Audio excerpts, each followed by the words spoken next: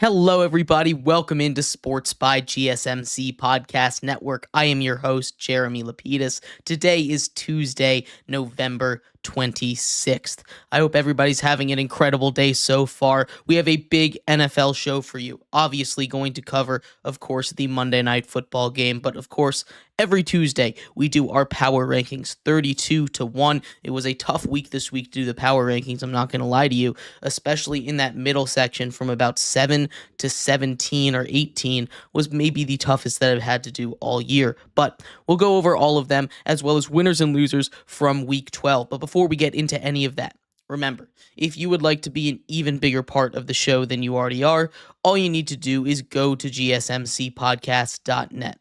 Or if you are on YouTube, you can use that super chat feature. If you do either of those two things, a message should pop up on the bottom of the screen for you, me, and everybody else around the world to see. If you do have a burning question about sports, anything at all that you would like to ask, go ahead and throw that in the comments. Throw it in the chat. I will get to it as soon as I possibly can.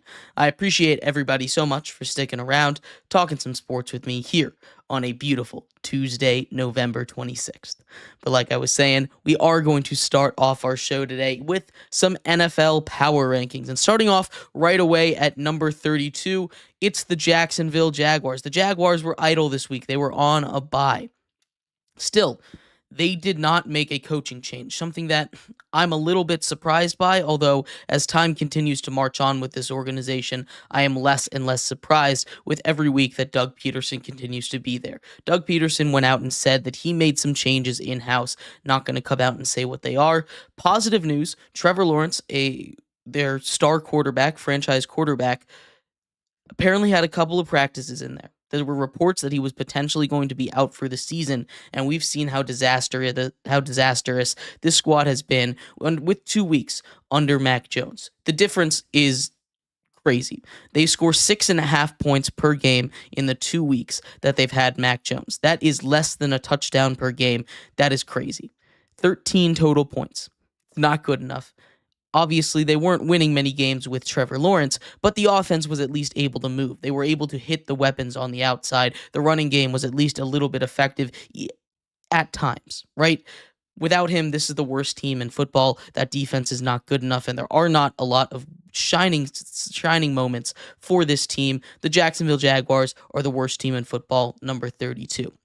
A very close second worst team in football, though, and that is the New York Giants. Honestly, you could very easily convince me to switch where I have these two. I almost did. When I go through these lists, I flipped them back and forth about 30 times before I eventually decided to put the Giants at 31. I just think overall, the level of talent on this New York Giants team is at a slightly higher caliber than it is on the Jacksonville Jaguars. You take a look at especially that defensive line, and it hurts that they don't have Azeez Ojulari anymore, but this is a team that is very, very talented. Tommy DeVito did not work. Obviously, getting rid of Daniel Jones is a big story, and the Giants organization is currently getting crucified, as it should be, for its mismanagement of the entire organization, not just Saquon Barkley, but everything that they have done over about the last 10 years has really come and hit them in the face. It hasn't worked. They need a change. The Giants are near the bottom of the league in almost every single metric. Offense, defense, special teams. They need a switch now. We'll see what happens on Thanksgiving, but I'm not very optimistic for that game. At number 30, we have the Raiders. They've now lost both of their quarterbacks this season. They're down to Desmond Ridder. I don't know what they're going to do. Aiden O'Connell apparently could come back this week from his broken thumb. Maybe this is just perfect timing. Gardner Minshew wasn't playing the greatest football, but neither was Aiden O'Connell when he was healthy and when he was in there. Gardner Minshew won the job over Aiden O'Connell anyway. This is a Raiders team that is just bad. It's not going to get any better this season. Brock Bowers for Rookie of the Year, potentially. I think that's a thing we should start having. I think he's definitely in second place, at least. He's definitely above Bo Nix. But ahead of Jaden Daniels, I don't know. But this is a Raiders team that, again, it just doesn't have a lot of hope. Tank for next season, get a quarterback, figure it out. These bottom three teams are just leagues worse than everybody else right now. At number 25, we get into that, number 29, we get into that next tier. The New England Patriots kick it off there. And I hate to punish them that much for a loss, a division loss, most importantly, but a division loss where Drake May just continues to do everything he can, Herculean efforts to keep them in games despite the rest of the roster just not holding up. That offensive line is terrible. We all knew it was going to be. That defense is awful. They don't have anything. But Drake May continues to show that he is a guy that they can build around. And next season and the next couple seasons after that are not going to be fun for him. But at least the Patriots have hope. At least the Patriots have a quarterback that they can build around. And I'm not sure if those other three teams can say the same thing. At 28, we have the Dallas Cowboys. A huge win for the Cowboys. Stopped their skid, continues the Washington Commanders skid. It was a crazy way to end that game. 2 kick return touchdowns in the final 3 minutes for them by 2 different players, one on an onside kick. That one probably they should not have gone in on. They could have ended the game a lot more comfortably if they had just gone down after recovering that onside kick. Doesn't matter. They got a win. It was a huge win for the Dallas Cowboys against a division rival on the road, most importantly. That is a huge game for Cooper Rush, and maybe they can get something going. Their defense on third down and long has been incredible as of late, although that's not much of an accomplishment. Your defense should be good on third down and long in the NFL. The Cowboys have been better. They really have. They're still not great, and they're too injured to really turn this season around. I'm worried. Reports are that Mike McCarthy might get extended, and that would be a huge mistake for the Dallas Cowboys to make. I hope for their sake that they do not make that, and someone stops Jerry Jones from extending Mike McCarthy. But the Dallas Cowboys, they move up a little bit after a big win to 28. At 27, we have the Titans, and I know they got a huge win against a division rival, against the Houston Texans, a game that they needed, a second game in a row where Will Levis has actually looked pretty good. This is a huge win for them. The offense was working. The defense wasn't working as much, but they came up with huge stops when they needed to get those huge stops, and they beat a Houston Texans team that is struggling right now. They're sliding pretty far. They're not having the kind of season that you expected a Houston Texans team to have. For now, the Titans still have a lot of issues. They're still near the bottom of the league, but this is a huge win for momentum. It kind of takes them out of where they wanted to be if they wanted to get a quarterback, but as far as riding with Will Levis, I think he's starting to show you something that maybe it's not time to give up on him yet. There's a lot of problems with this Titans roster, and I don't want to put it all on Will Levis, although for sure he does have some kinks he needs to fix. He's a gunslinger, but he doesn't quite have that touchdown upside that a guy like Jordan Love has been able to have with his gunslinger mentality. He needs to get there if he's going to be any kind of productive. For now, he's not, and the Titans are at 27. 26, the Jets, another team that was idle this week on a bye. This time, though, they just continue to crumble. Reports were that Aaron Rodgers wanted to come back in 2025, and the regime did not want him back. He goes out on the Pat McAfee show today and says, hey, I'm not sure if I want to come back in 2025. We'll have to find out. And he says he wants to play for the Jets if he does play at all. That's going to be a huge factor for them. This was a team that was built to win now, and they're not doing it. So obviously this year can be categorized as an absolute failure. Not many positives. They went all in, and now they're near the bottom of the league. They don't have that much of a future. They don't have too many draft picks if in the situation where it all goes wrong. Now, do I think it's the worst thing in the world for Aaron Rodgers to retire next season? Probably not. I do think he still has something left in the tank. I don't know what's going on with him this year, but I think if he dedicates himself to football in the offseason, kind of, stops being that in the spotlight, go do crazy things in the offseason kind of guy and gets back, he'll be fine. I don't know if he should retire. I don't know if that's best for the Jets. That's something he needs to figure out on his own. I still think he's got a little bit of juice left, but we'll see. I bet you the Jets don't take him back anyway. It's going to be a hard rebuild for them. We'll see what happens. At 25, we have the Chicago Bears, a third straight brutal loss for the Bears. Caleb Williams playing incredible ball right now. I am a huge fan of Caleb Williams. I know we keep making these huge sweeping takes about Caleb Williams, but he continues to play great football since Shane Waldron has been gone. This is not his fault. The Bears defense seemingly has fallen off of a cliff. Their morale is gone, and it happens. We see that happen a lot with bad teams with good defenses, right? It starts off great. The defense is flying around. They're making all the tackles, making all the plays, and then they just can't do it anymore. It's so high effort, so high energy, and if you're going to do that for a team that's losing, a team that's just not getting it done, it happens seemingly at least once a season with one of these teams, and it just happens to be the Bears this year. There are plenty of positives, but as long as Matt Eberflus is there, as long as they have that same coaching staff, it's just not going to be it. They need to get out of there. The Chicago Bears are at 25. 24, it's the Colts. This is a team that I'm really high on, but you also have to admit they have the issues, right? Anthony Richardson, after coming off of one of his best games, maybe his best game of his entire career in last week, he goes out there and has another stinker. A classic Anthony Richardson game, 50% from the 50% completion percentage. He gets it. He doesn't quite get it done on the ground the way that you need him to, and they don't get into the end zone at all. That's just what you're going to get. That Colts offense is broken. They need to get some consistency. The defense for the Colts actually stepped up against a Lions team that will run the ball down your throat. Obviously, the Colts had one of the worst rushing defenses at the beginning of the season. I'm not saying it was great, but it was much improved, and I was impressed by how their performance went in this game. Still, a bad loss for them. The offense needs to get some kind of consistency. At 23, we have the Panthers. Speaking of offensive consistency, they've started to find it. How about Bryce Young? Bryce Young played maybe his best game as a pro this year against one of the best defenses in the entire league. The Carolina Panthers obviously are not a good team. And maybe I have inflated their rank a little too high, but they've got some momentum. They won 2 straight games, and then they nearly knock off the 2-time defending Super Bowl champions. That is a huge game for them, a huge game for Bryce Young, and I think he's starting to figure this offense out. He's getting more comfortable, more confident. The way he looked in the pocket avoiding pressure was huge for this game for the Carolina Panthers. I need to see more of that out of them. They're still hanging out in the 20s. Still not a huge fan of this team, but I love what Chuba Hubbard's been able to put together. I like some of the young weapons they've got. I hope Jatavion Sanders is okay. All reports are that he is. He took a scary injury landing on top of his head after getting flipped out of bounds.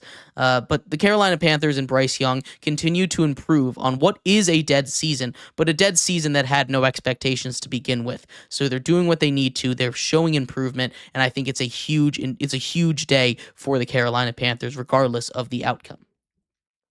At 22, we have the Cleveland Browns, a huge win in a snow game for them against the division rival Pittsburgh Steelers. That's now 4 out of 5 games in a row where they have beaten the Pittsburgh Steelers in Cleveland. That is huge for them. That's not something that they're used to having. The Steelers generally beat the Browns by a lot, but a snow game, Nick Chubb gets in the end zone twice. Good to see him back out there. He's still not all the way back to where he was pre-injury, but he'll get those efficiency numbers up. It's not easy to do it against the Steelers defense. Glad to see he gets in the end zone twice. Jameis Winston had a great game. He really did. He put together a huge performance in the snow. Not easy to do. Led a couple huge drives. All the offense kind of came as the snowfall became more heavy.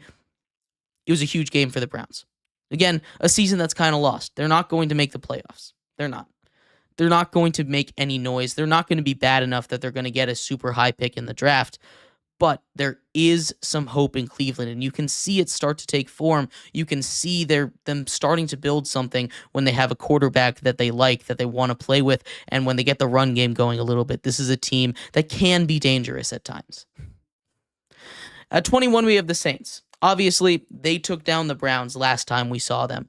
They were on bye this week, so we didn't get anything new from them. But still, this is a Saints team that's been really good under interim head coach Darren Rizzi, 2-0. They continue to win football games. A team that I had proclaimed dead in the water, to be sent to the bottom of the league, the abyss, if you will, cap purgatory. They would be stuck there forever, and now they're seemingly going to find a way to win a couple games. And don't look now, but they're not out of that division race. Right now, they're just 2 games back of the Atlanta Falcons, 1 game back of the Bucs. This is not something that is over. They beat the Falcons already. They can come back and win this division, and it would be maybe the most New Orleans Saints thing ever to do to win this division after the way their season went, losing 7 straight games.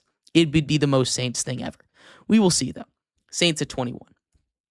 At number 20, it is the Cincinnati Bengals, another team on a bye from last week. The Cincinnati Bengals, again, the problem is their defense. If their defense was even league average, if their defense was the 16th best defense in the league, they would probably have a reversed record. They would probably be 7-4 right now, maybe even better, as opposed to 4-7. Instead, you have MVP level plays from Joe Burrow, Offensive Player of the Year level plays from Jamar Chase, Defensive Player of the Year level plays from Trey Hendrickson, and yet they're not going to make the playoffs. Maybe they can go on a run. Maybe they can find a way for that defense to be better after this bye week, but they're going to need to go on quite the run, and they probably can't lose a game for the rest of the year. We'll see, though. It's going to be tough for the Bengals. They're at 20. At 19, it's the Falcons. This is a team that I want to believe in. I really do want to believe in this Falcons team. They're just way too inconsistent. You want to talk about teams that will show you a Super Bowl kind of contending effort one day. Maybe you see the Falcons against the Buccaneers. Then they show up and put a stinker up against the Broncos and the Saints the week before. They just don't seem to have it right now, and I don't know what it is. I don't know why they can't be consistently good on both offense and defense. That defense especially is really concerning. The defense never really has been that good. The offense is just inconsistent. They don't get any pressure on the quarterback. The secondary is not good enough to hold up. They leave wide open gaps. They just get torched through the air, picked apart. It's just not fair. This is not a great Falcons team. They had very high expectations, really. They're not living up to it. They're at number 19. At 18, it's the Commanders. And again, like I said, this is probably where it started to get hard for me. Spots 18-7. It was really hard. That 10-team stretch, I had a lot of trouble with the exact order. The Commanders at 18 honestly does feel a little low, but they've lost 3 straight games. And I understand it's 2 pretty solid teams. The Steelers, the Eagles, the Cowboys in there as well. 2 division games and a good Steelers team, but still, that's 3 straight losses. And I know the narrative with Cliff Kingsbury over there in that offense, but also just the defense is coming back down to earth, right? When they were in their win streak, when they were winning these games against, granted, kind of inferior competition, which is a good thing, you got to win those games. The defense was really stepping up and they were climbing up the ranks. But as I've been saying this whole time, as everyone knew coming into the season, that Commanders defense, especially that Commanders secondary, just isn't it. They go and they make that big trade for Marshawn Lattimore 3 weeks ago at this point. He has yet to see the field in a Washington uniform. I don't know when that's going to happen. That should really shore up their defense, and it's just not happened yet. He needs to come out there, and that might turn their season around. But for now, they're going to continue to fall. They're down to 18. And at 17, we have the Bucs. Big win in MetLife Stadium against a deflated and dead Giants team. Baker Mayfield does his thing. Bucky Irving goes for career-long yards. This is just a Bucs team that is not going to give up, and it's a fun team to watch. They love playing football. That's the vibes you get from them, and that is a very important quality to have in an NFL football team. As long as you're having fun, you're immediately going to be better out there, and the Bucs are just a fun team to watch. They get Mike Evans back. That is huge for them. He didn't have a great game, but that's because they kind of relied on the run game more than the passing game in this one. Still, though, the Bucs get a huge victory at a game. They're only 1 game back of those Atlanta Falcons right now, and I think they are the favorites to win that division, at least right now. The way that they're playing ball, they're the best in the NFC South. But let me know what you think of the first half. We're going to take a quick break. When we come back, we turn our attention to the second half of the NFL Power Rankings, 16-1, coming up next here on Sports by GSMC Podcast Network. I feel like I'm losing my mind. Is everybody in the world blind? Please, Lord, give me a sign, a sign. I feel like like I'm losing my mind. Is everybody in the world blind? Please, Lord, give me a sign. I wanna be the greatest. Everybody on their fake shit. I look around and feel like everybody is the fakest. I make this every day and I'm impatient, hoping one day I'll blow up from the basement. Statement, the top is so vacant. I don't hear shit that I think is amazing. Waiting for my day when I'm playing sold out shows where 1,000 faces. Hey, give me that crown, get in my way and to be put down. It ain't your place, all this my town. If I want that shit, then I'll get it right now. I'm losing it, the noose it fits. Some losing shit, a stupid myth. You choose to live or choose to dip. You choose to fight or lose your grip and lose a gift. I feel like I'm losing my mind. Is everybody in the world blind? Please, Lord, give me a sign, a sign. I feel like I'm losing my mind. Is everybody in the world blind?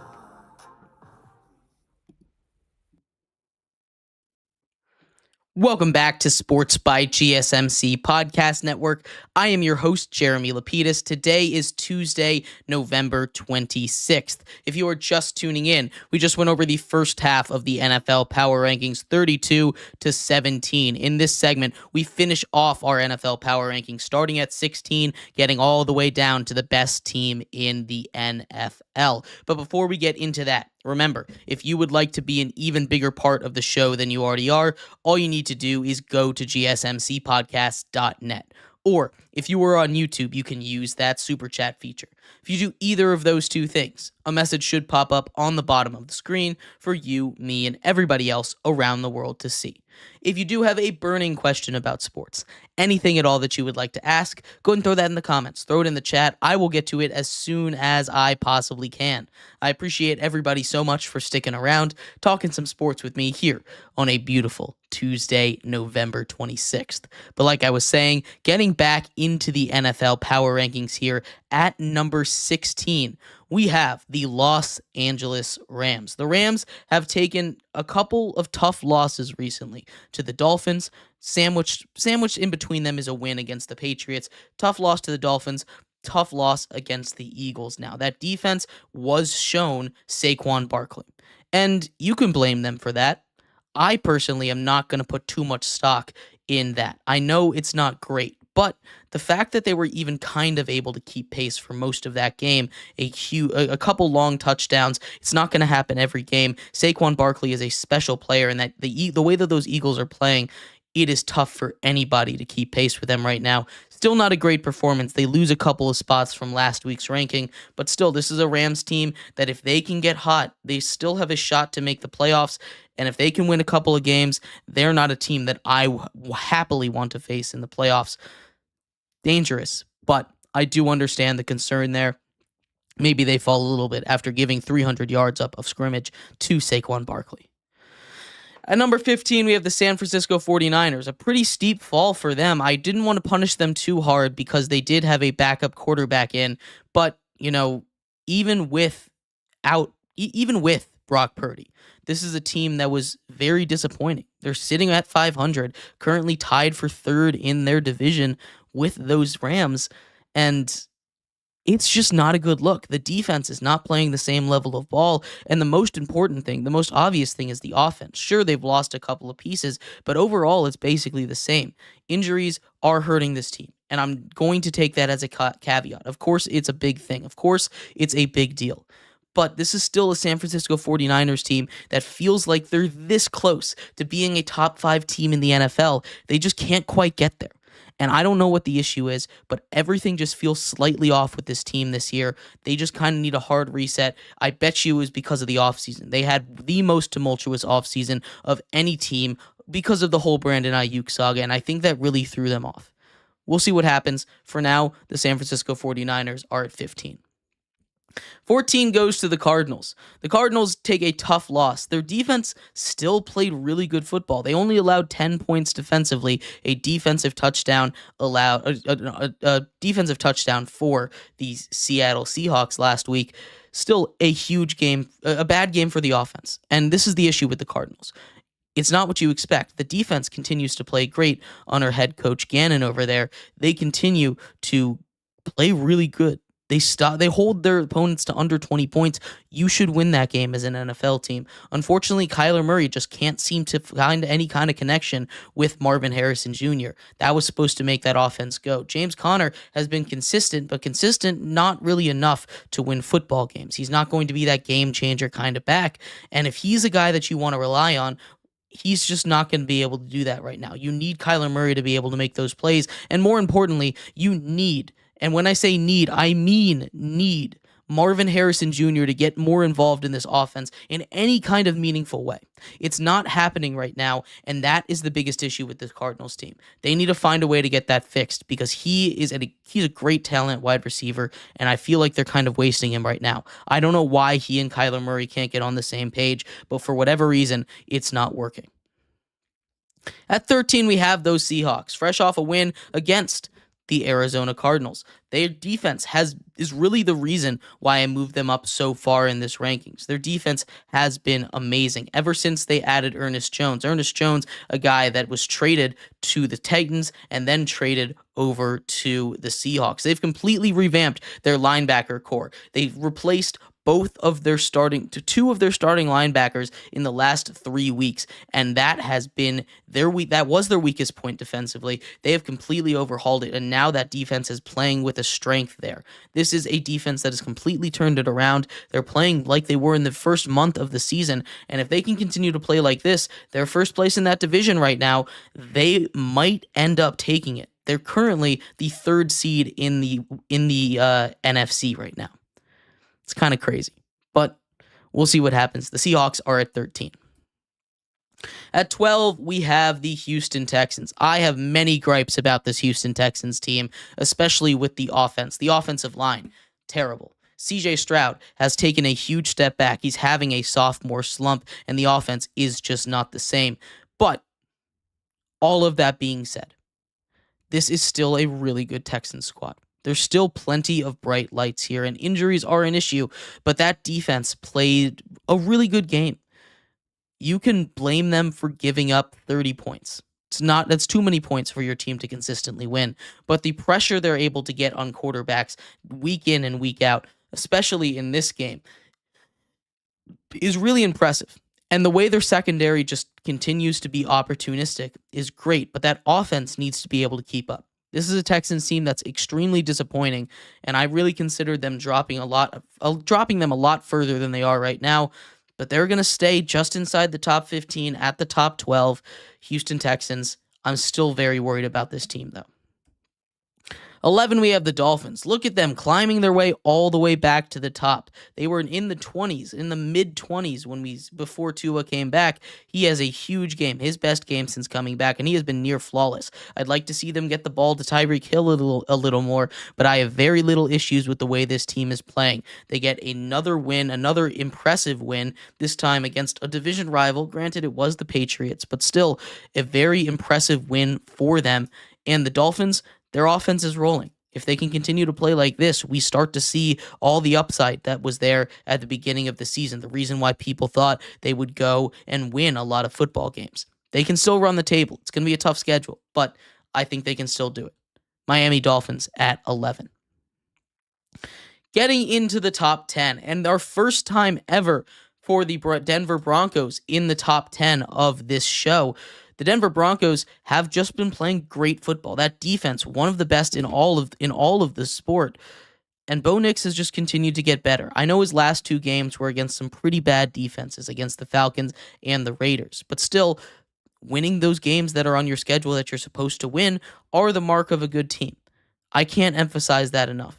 They do their job. They win their game. Other teams, like the Texans, for instance, were unable to do that. Like the Commanders, were unable to do that. The Broncos went out, they did their job, and Bo Nix is improving. That's all I can say about them. They continue to play good football. I'm not fully bought into this team, but there's a lot of young talent, and I can see why they would be a dangerous team. I'm just not fully bought in yet. Broncos at 10. At number 9, we have the Minnesota Vikings. The Vikings get in back into the top 10 for the first time in 3 weeks. The Minnesota Vikings had gone on a little bit of a struggle right there with two bad teams, only scoring 12 points against the Jacksonville Jaguars, almost losing another tight game 2 weeks ago. This is a Minnesota Vikings team that, against the Bears, showed me a lot. Sam Darnold played like he was in the beginning of the season again, something that I was definitely worried about, something that you don't generally see Sam Darnold coming back. Still, that special teams, they get a blocked field goal, recover a muffed punt. That was a huge win in overtime. They get the stop defensively after losing the coin toss, which we don't see that often. Minnesota Vikings back in the top 10, 9-2 right now. I'm not sure if they're real Super Bowl contenders, but in a weak NFC, maybe they could get lucky, win a game or two against some of those top contenders, and find a way to represent the NFC in the Super Bowl. We'll see. At number 8, we have the Chargers. A tough loss on Monday Night Football last night. It sucks, right? This is a Chargers team that is just so close to being a great team in the NFL. They're so close to being there. They're just not quite ready. Justin Herbert continues to do his Justin Herbert things. I love Justin Herbert. I think he's a top 5 quarterback in this league. It sucks to see J.K. Dobbins go down again. Fingers crossed he will be okay. The defense for the second straight week against a high-powered offense has just not been able to contain them. They did a good job for the first half, at least for most of the first half, until that final drive where they went for it on 4th and inches from their own 16-yard line, which may be the most gutsy play call I've ever seen in my entire life there. It worked out. It was a great drive, and that kind of turned the tide. The Chargers were never really able to get the momentum back. They tried to keep it even, but against a Ravens defense that's been getting better, they just weren't able to do it. Quentin Johnson drops a lot of balls, and that was jarring. He dropped a couple touchdowns. Justin Herbert just barely missed Josh Palmer on a couple of touchdowns that could have really changed the course of the game. Chargers are still a very good team, and I think they will make the playoffs, but this is a Chargers team that definitely has its flaws and doesn't feel like it's quite ready to be a contender yet. At number 7, we have the Pittsburgh Steelers. The Steelers come in, get a loss in a snow game, divisional game on the road. I'm not going to punish them too hard for that. We all had a feeling this was going to happen, right? They had to get into their traditional trap game at some point. Coming off of a big win against the Ravens, they go down and take on the Browns, and it just doesn't work out. Russell Wilson, not super consistent. He continues to get worse and worse every single week. They fall a spot here. This is a Pittsburgh Steelers team that I still think will make the playoffs. They're still in front of the Ravens in that division race, but they have a brutal schedule coming up. They have to play everyone in their division. They still have 4 more division games to go. Not going to be easy. Steelers at 7. 6 is the Packers. Packers went out there and they showed you against a supposedly healthier 49ers defense. They absolutely put on a rout. You want to talk about running back performances? How about Josh Jacobs? 3 touchdowns in that game. A huge performance for him. Not something that you usually see out of Josh Jacobs and this Packers team. They're figuring it out. Jordan Love still needs to cut down on his turnovers. It's a thing. It's going to happen. But a blowout win against a for sure hobbled 49ers team. But that offense showed me a lot. That defense too, even if it is a backup quarterback, you got to win the games you're supposed to win, and they did more than that. A huge win for the huge win for the Packers. They get back on track. They're at number 6. And number 5, it's the Ravens. Speaking of getting back on track, a huge win on Monday Night Football, right? In the Harbaugh Bowl, they pull through. Lamar Jackson, incredible football player, right? He's just very special.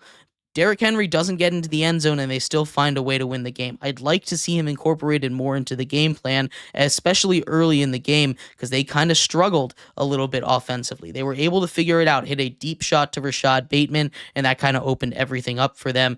They went on a little run there in the second half where until their second to last drive, where they were just running clock, they dominated. They weren't able to get stopped. Touchdown, field goal, touchdown, right? They took the lead, got to 30 points. Just an absolute dominant performance for them. The defense is getting better, and I think the Ravens are very clearly a top 5 team in the NFL. At 4, it's the Kansas City Chiefs. Another tough game for them. They just can't seem to get away from these close games, and they're starting to feel a little bit like the Minnesota Vikings of 2022. And maybe that's unfair of me to say. Maybe it is. Maybe this is a team that's different, but that defense is really good, right? That offense just continues to not be able to pull away from other teams. I don't know what it is. They were kind of like this last season where they weren't winning convincingly, but it's very concerning for the Chiefs that they keep making it this close against teams they should beat. And maybe they're just not trying yet, but you don't want to get into that habit because when you have to turn on the switch, if you don't have the juice to turn it on, you're going to get caught with your pants down. And I'm worried that's going to happen to the Chiefs right now. The Bills at 3. They were on a bye this week, coming off of their biggest win of the season against those Kansas City Chiefs. Go celebrate a little more. The Bills are a very good football team. For my money, the best team in the AFC right now, second in the standings. But still, they haven't clinched a playoff spot. They still have a job to do. They still haven't even clinched their division. Some wild stuff can happen. They have to go out there and they can't let a huge win and then a letdown week the next week. They need to go out there, do their job, and I'm not worried about them. Josh Allen, an MVP candidate. We will see what happens. For now, the Bills at number 3. At number 2, how about the Philadelphia Eagles? Saquon Barkley, 302 total scrimmage yards for him. He goes off, a career day for him, a franchise historic day as well. He is now on pace to break both the scrimmage yards record in a season and the rushing record in a season. He has an extra game. Those records were going to fall eventually. But what he's been able to do since leaving the Giants is nothing short of incredible. He's a great football player, and the Eagles, as long as Jalen Hurts continues to play clean football like he has since the bye week, they are a very scary team, arguably the best in the NFL. I almost put them at the top, but I couldn't quite do it. Because at number 1, it's the Lions. The Lions, I just could not quite dethrone. I think if you go position by position for the Lions versus the Eagles, I think the Eagles win every battle. I think Jared Goff is a worse quarterback than Jalen Hurts. I think Saquon Barkley is a better running back, even if you put both Montgomery and Jahmyr Gibbs together. I think the wide receivers for the Eagles are better than the wide receivers for the Lions. Offensive line for the Eagles, I think, is better, although that's definitely comparable. And the defense, I think, for the Eagles is slightly better, even though that is comparable. The reason I have the Lions up top, and even though I went through all that and said Eagles, Eagles, Eagles, Eagles, is because of coaching. And I've harped on Nick Sirianni a lot when we've talked about the Eagles this year, but I have not harped on Dan Campbell a single time. Dan Campbell makes those rash decisions. He makes those aggressive decisions, but he does it at the right times. He does it when he knows it'll work, and even when it doesn't put his teams in holes like a lot of Nick Sirianni's crazy decisions do. There's a balance to it. Nick Sirianni hasn't quite figured out, and because of that, the Lions are my number 1 team. It comes down to coaching. Coaching in the NFL is a huge thing, as we see with some of these teams at the bottom. They're having issues with their coaches. They should be fired. Blah, blah, blah. For now, Lions at number 1. But let me know what you think. We'll run through the top 10 real quick. At number 10, the Denver Broncos. 9, the Vikings. 8, the Chargers. 7, the Steelers. 6, the Packers. 5, the Ravens. 4, the Chiefs. 3, the Bills. 2, the Eagles. And 1, the Lions. Let me know what you think. Love to hear your thoughts on anything in this list. Who was I the most wrong on? Who was I the most right on? Let me hear your top 10. We're going to take a quick break here. When we come back, we turn our attention to winners and losers from this week. Another wild week in the NFL. We just went over the power rankings, but now we need to talk about week 12 and the recap. Winners, losers, coming up next here on Sports by GSMC Podcast Network. Looking for your daily fix of sports talk without having to pay for it? GSMC Sports Network is available on YouTube. Just search GSMC Sports Network. Get your fix of daily sports talk shows on YouTube. Absolutely free. NFL, college football, NBA, MLB, MMA, UFC, fantasy football, and so much more. GSMC Sports Network has shows running all day long, with new sports shows starting every 2 hours. Just like on your favorite cable sports channel, except GSMC Sports Network is absolutely free. Just search GSMC Sports Network on YouTube to catch one of your new favorite shows, like the GSMC College Football Podcast, Chip Shot Football Podcast, Hoops and Heels Women's Sports Podcast, GSMC Basketball Podcast, and so many more. Check it out for yourself. GSMC Sports Network, now available on YouTube absolutely free. Search GSMC Sports Network on YouTube right now.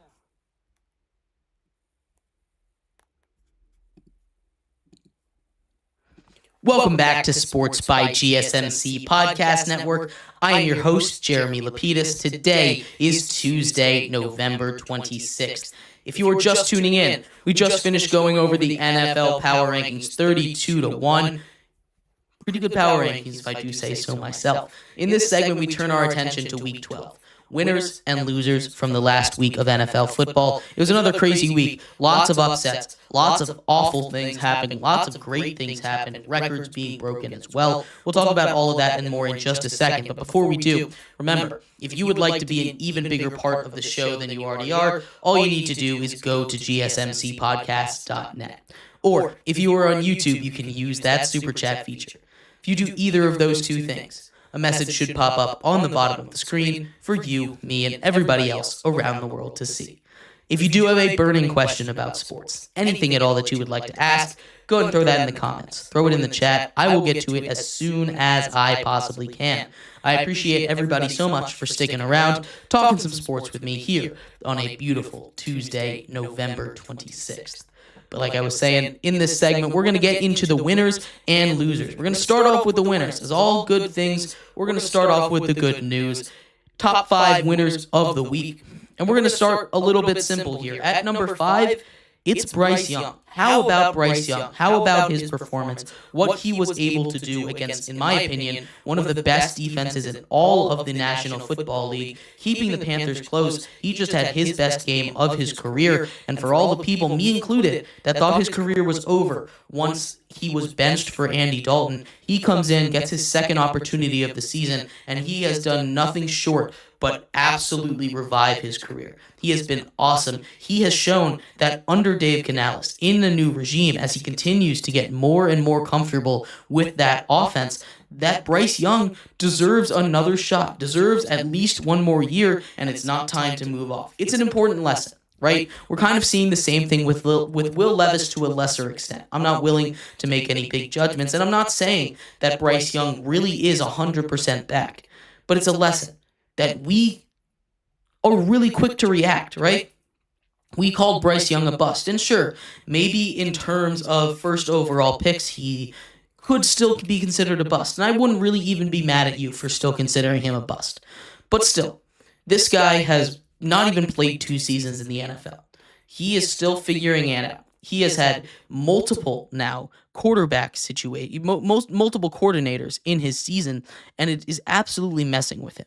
Right? He's starting to figure it out, get in the system, get it more comfortable, and you see him improve. It's really important not to overreact. And that's hard. It's a hard lesson to take because everything is snappy now. You got to talk about it now, otherwise it's going to be lost forever. And I'm guilty of that as much as anybody else. Recency bias is a thing. But what Bryce Young has shown me this week, and really in the last couple of weeks, his last 3 games total since coming back as the starter, it has showed me that he is a guy, he is a quarterback that I think deserves another shot, and that is huge for his career. Bryce Young is the number 5 winner of the week.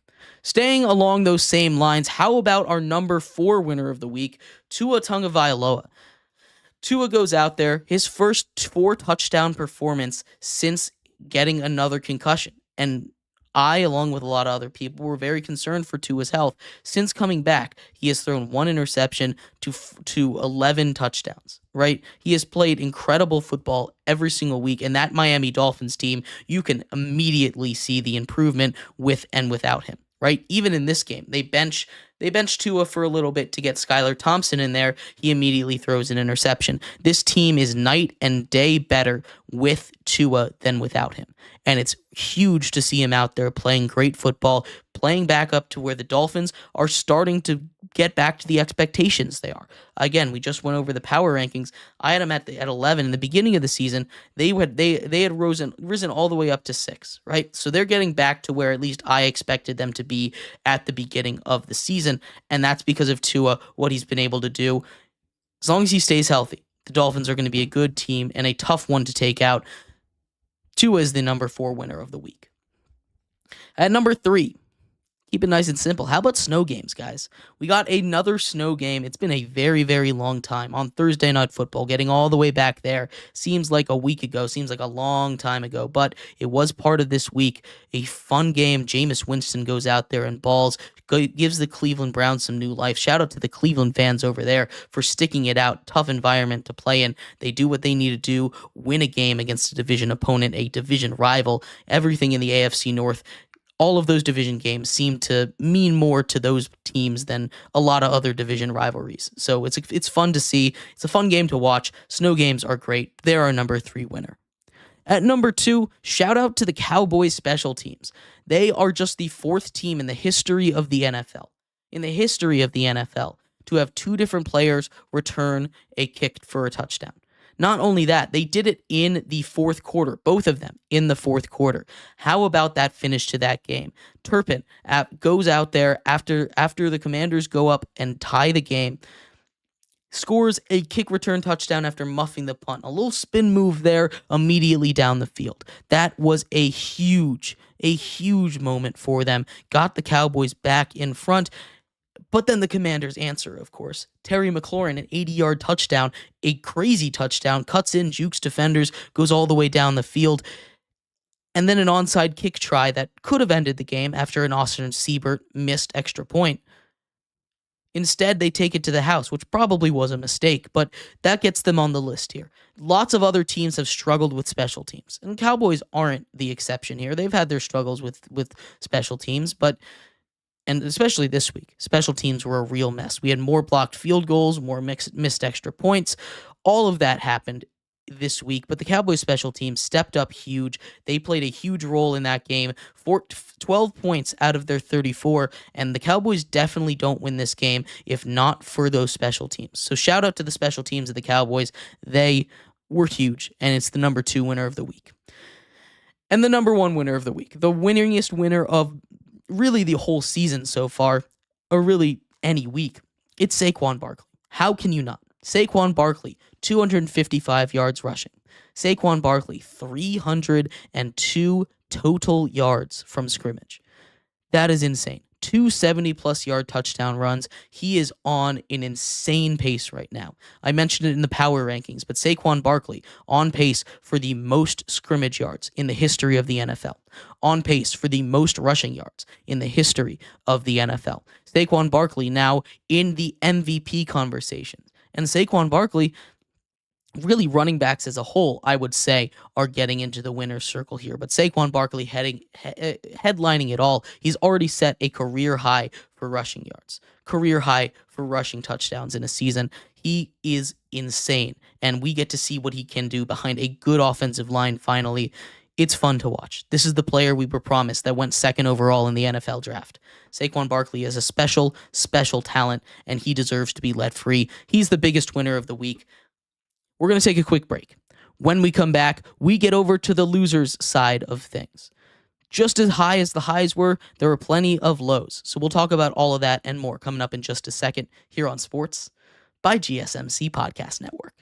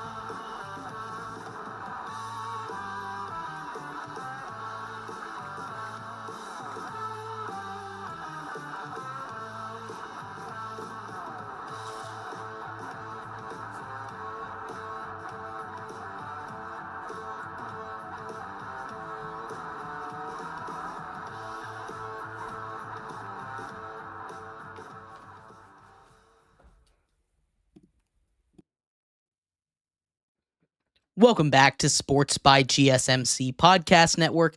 I'm your host, Jeremy Lapidus. Today is Tuesday, November 26th. If you are just tuning in, we just finished going over the winners of the last week in the NFL. We get to the other side of the coin, the bad side, the lowest of the lows, the 5 biggest losers of the week this week, coming up in just a second. But before we do, remember, if you would like to be an even bigger part of the show than you already are, all you need to do is go to gsmcpodcast.net. Or if you are on YouTube, you can use that super chat feature. If you do either of those two things, a message should pop up on the bottom of the screen for you, me, and everybody else around the world to see. If you do have a burning question about sports, anything at all that you would like to ask, go ahead and throw that in the comments. Throw it in the chat. I will get to it as soon as I possibly can. I appreciate everybody so much for sticking around, talking some sports with me here on a beautiful Tuesday, November 26th. But like I was saying, we are going to finish up our show here today, getting in with the losers from last week in the NFL, starting off, as we always do, at number 5. And we're going to put a spotlight on a receiver here that has had his struggles. A second-year receiver for the Los Angeles Chargers, Quentin Johnston, our 5th loser of the week. And this is a guy that, at the beginning of this season, was considered a joke, right? He had a really bad rookie season after being drafted in the first round out of TCU. He came in this season, caught a couple of touchdowns, had a couple of big weeks, and now that he's being relied upon a little bit more as a guy that you can rely on, and the Chargers needed him to step up big in this game against the Ravens, he is now in his last 11 targets, 0 for, no catches. 3 drops in this game against the Baltimore Ravens, and a couple of those drops would have been huge plays, potential touchdowns, running away from defenders on drag routes, a nice, easy connection that, in all honesty, if I had that space, I probably could have made that catch. Now, I'm not out there. I wouldn't have been able to get that space, but it's a catch that you have to make if you're an NFL wide receiver. And this is something that has really plagued Quentin Johnston for a while. It sucks that a young player is not catching these balls, but at wide receiver, you have to make those catches. He has the skill. We've seen it a couple times this year that he is a guy that you can believe in. This is a guy that you can put out there and a guy that can make some of those plays, but on the last 11 targets, no catches. And it's very disappointing for the Chargers because he was starting to put together a pretty nice sophomore season. He's our number 5 loser of the week. And number 4, it's the San Francisco 49ers as a team. Absolutely blown out against a Green Bay Packers team that you have a pseudo rivalry against. They're a team that you've met a lot in the playoffs. The Packers have been utterly dominated in those matchups in the playoffs, but you come in injured. And I know that's not a forgive all excuse, right? That's not something that you can just throw out there and say, oh, we were injured, it's fine, leave us alone, right? But it's also something that you have to be a little bit concerned about. It's something that when you take a look at it, it is part of your story, right? And that's why they're the number 4 loser. They played awfully, right? And I can't blame their offense completely, but the addition of Christian McCaffrey, I thought was going to make a huge difference. I thought they were going to be able to rely on the ground game. The Packers have been a team that you've been able to run the football against. They were just unable to get it done. Stacked boxes. They couldn't throw the football, make any kind of threat with Brandon Allen back there. They need a new backup quarterback. Honestly, I think Daniel Jones might be a guy that they should go out and get if Brock Purdy is going to miss any more time. Even if he isn't. If he ever goes down, I don't think you want Brandon Allen in a playoff game, and you probably don't want Daniel Jones either. But he is a guy that has moments. He's a guy that already you've seen this season can come out there, win a game against a good Seattle Seahawks team. He has a game or two in him, and you just have to hope it's at the right time. But for now, the 49ers are big losers. They looked absolutely awful against those Packers this week. At number 3, our number 3 biggest loser, it's the Las Vegas Raiders. They have now gambled and lost on 2 straight quarterbacks, right? They are just not getting it done, right? Jimmy Garoppolo last season, not working. Aiden O'Connell gets hurt. Now, Gardner Minshew goes down. You have Desmond Ridder as a new quarterback option. Maybe you get Aiden O'Connell back, but still, those aren't super inspiring options. You need to draft a quarterback this year. They continue to lose football games. They continue to lose players. It's just not everything is not going well in the Sin City right now, and the Raiders are our 3rd biggest loser of the week. At number 2, it's CJ Stroud, and this is less about this week. Now, it is about this week. He pulled, I'm going to call it a half Dan Orlovsky here, running out of the back of his own end zone. It's a little different. He was under pressure trying to make a play in the final couple drives of this game, but he has just not looked like himself this season. What CJ Stroud did last season was incredible, arguably the best rookie season of all time from a quarterback, and sophomore slumps are a thing. Teams start to figure you out, you slow it down a little bit, but they have just about the same team. The offensive line is terrible, but the offensive line wasn't much good last year. The running game, and without Stephon Diggs, the weapons haven't changed. You're seeing how much of a difference it's actually making. Stephon Diggs, if he is healthy enough, should get a big contract in the offseason with someone. I never really understood why they decided to slash the last 3 years off of his contract there. Just something that I guess they had to do, but CJ Stroud has taken a big step back this year. A huge drop in just about every metric. Interceptions way up from last season. He needs to figure it out. I'm still not hitting the panic button on them yet. They're still in control in that division. The Colts continue to fumble around with the ball with themselves. And until the Colts get everything together, they're not really in danger of missing the playoffs. But this is a team that just is not going to come into the playoffs with a lot of momentum like they did last season. And I'm not too convinced with the way that this team is going. For now, CJ Stroud, the number 2 loser. And that leaves us with number 1, the biggest loser of the week. It's the New York Giants. They're the team that's been piled on mercilessly. They're the team that let Saquon Barkley walk 302 yards this week. They're the team that let Xavier McKinney walk an interception to add to, I believe, his league-leading tally. I think that Xavier McKinney was the bigger loss, right? But it's not just them, not just the 2 big guys that they lost this offseason. Leonard Williams, 2.5 sacks this week. They trade him to Seattle at the trade deadline of last season. Julian Love, another safety. They let him walk. He's having a great day over in Seattle, right? There are plenty of former Giants all around the league killing it, and this is a Giants team that cannot get anything together, right? And it's not all on them. They don't have a quarterback. Tommy DeVito, while he's a fun story, while he's a guy that's fun to watch play, and he's got all the vibes that you want out of a backup quarterback, just a fun guy kind of quarterback, right? He's not going to come in and win you games, right? And that's not what they expect him to do. They don't expect him to do that. They don't expect him to, turn this season around. But this is a Giants team that needed something. And right now they've got nothing. It seems like every decision that they've made in the past 10 years has been the wrong one, regardless of what it was. They have barely made any great decisions, and it's just continuing to compound. It just happened that everything that they let walk had a good week this week, and they had an atrocious one. They're the biggest losers of the week. But let me know what you think. I'd love to hear your thoughts on this week's losers, winners. Let me know. And thank you, everybody, so much for tuning in to today's episode of Sports by GSMC Podcast Network.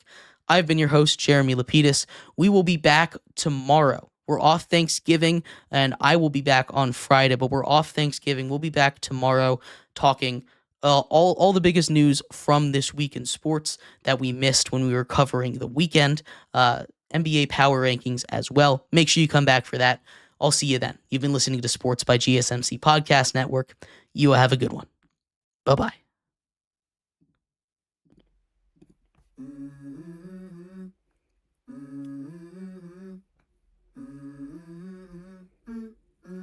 Let's go. I wake up to a little bit of drool on my pillow, feel like it's gonna be a bad day. Yeah, I'm tired of shit, and the coffee ain't hit yet.